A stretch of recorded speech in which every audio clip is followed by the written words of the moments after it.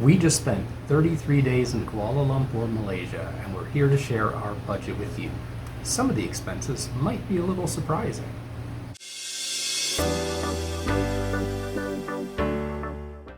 Hello, we're the Pottages, and we're not home right now. I'm Greg, And I'm Dawn. and we are in sunny Florida, USA, and we are here to talk about our budget for 33 days in Kuala Lumpur, Malaysia. We split our time there between 3 different hotels, and spoiler alert, the moral of the story is going to be points, points, points. The first thing we're going to talk about are items that we are not including in our monthly budget. Our flight from Bangkok, Thailand to Kuala Lumpur was $502.35. What's usually the big one, this time turned out not to be the big one. Lodging. We stayed at a Ramada Suites in Kuala Lumpur City Center. It was right on the edge of Bukit Bintang. We stayed for 8 nights and our total was $19.39, which was the 10 ringgit per night tourism tax. So even though we were redeeming points, we still had to pay the 10 ringgits per night. Our next stop was the Hilton Garden Inn in Kuala Lumpur, and surprise, surprise, we paid for that with points as well. We were there for 13 nights. Tourism tax worked out to be $31.52. Then our last stay was at the Holiday Inn Express Kuala Lumpur City Center, also in the Bukit Bintang area.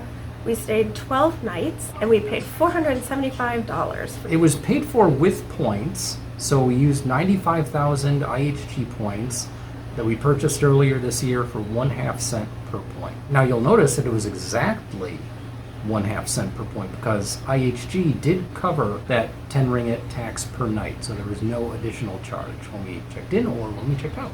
So the total that we paid for hotels was $525.91. That's just crazy. That is crazy. For 33 days? $15.94 per night, which outside of sleeping in a cardboard box under a bridge, I think is about as good as you can do. All right, let's look at the big one for this trip, food. We had no way to cook in any of these hotel stays. So our dining out was $925.23.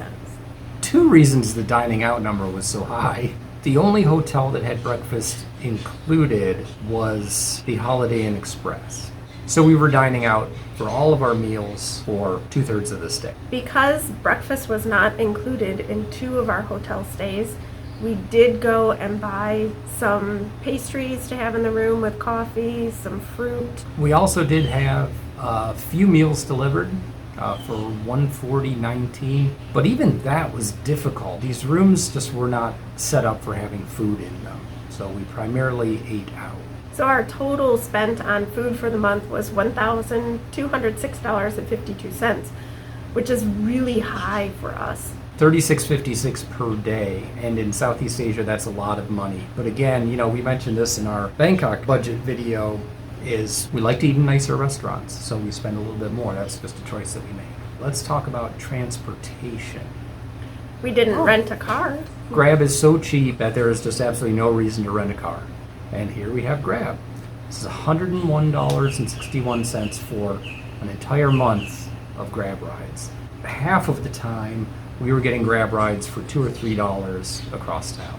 And then the last thing that we did was we took the train KLIA Express from the airport into the city center, and it was $23.52 for 2 tickets. Bringing our transportation in country to $125.13 and a paltry $3.79 per day. Other category. We spent 167 cents.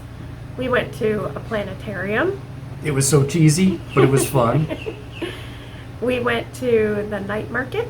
Under entertainment, if we went out for drinks and snacks, or we had some drinks and snacks in the room, we didn't consider that to be groceries, we considered that to be entertainment. Retail, we basically bought very little.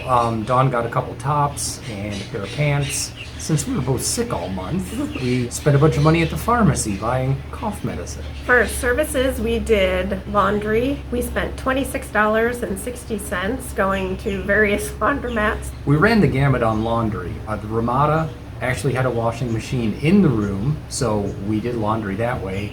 It was allegedly a washer dryer, but after 3 cycles of drying, we still ended up having to hang the things up. Hilton Garden Inn, we actually had to pack our stuff up in a backpack and walk down the street to a laundromat. And then at the Holiday Inn Express, they had a really nice guest laundry that we used several times. Our total for the category was $170.88, and our per day cost was $5.18.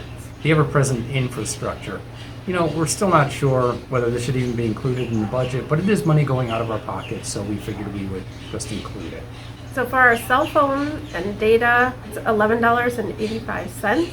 Streaming services, this is just Netflix and Hulu, $17.55.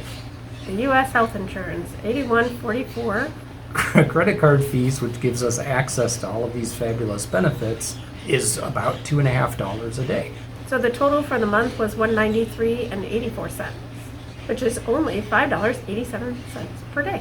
Okay, we didn't have any one-time expenses here. We didn't need to pay for visas or anything like that. Our phones were already set up, so we didn't have any expenses in that area. Here's the roll-up, the 33-day summary. It's just everything we just said, all the amounts. Total spent was $22.22 and 28 cents, which works out to $67.34 per day. And then if you calculate that for a monthly basis, cost per month of $20.48. Well, who doesn't love a pie chart, right? In this particular case, food dwarfs lodging, but that's just because we basically didn't pay for 2/3 of the lodging. But all of the other categories always seem to work out to be about 25% of your expenses. So food and lodging is going to be 75%. It just seems like every time. So we'll do a reality check. Because I can already hear the comments. You in the back row. Yeah, but those free hotels, those aren't really free. Well, we've talked about that so many times. It costs $2.50 a day to carry those credit cards to get all those benefits. But to be fair, the Hilton and the Ramada were points that we got through sign-up offers on credit cards. We know that that's a one-time thing. You don't get that every year. What we did was we calculated what we would have spent had we booked the hotels using the refundable cash rate to give a better sense of what it would actually cost to stay the full 33 days in hotels that you were paying for. So the Ramada, we paid $19. If we had paid the nightly rate, it would have been $576. The Hilton 32 would go to $520.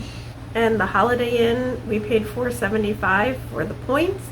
We would have paid $800 for the cash rate. And this is a classic example of why you want to get the card and you want to buy the points, because that gets you on IHG for the Holiday Inn, it gets you your 4th night free, and it gets you that points rate, which is usually lower than the cash rate. And you don't pay the taxes, and you don't pay the fees. So on this one stay, we saved $325 for a card that we pay $95 a year for. It's like literally every time we check into a hotel, we save 3 times what we spend for the credit card. Get the card, buy the points. Always book with points. We actually spent $507. Oh. Cue the parrots. Cue the parrots.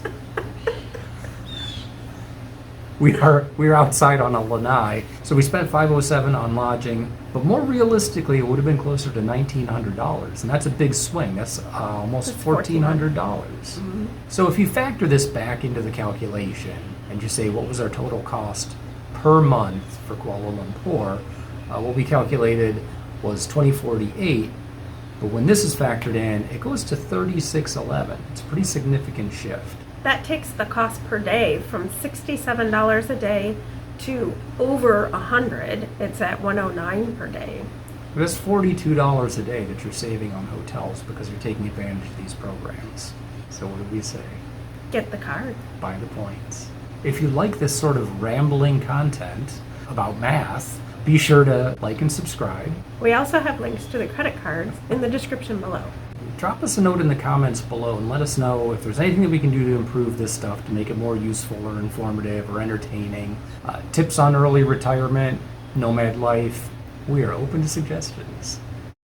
I have schmutz on my glasses. I can't see anything. Airplane. Airplane.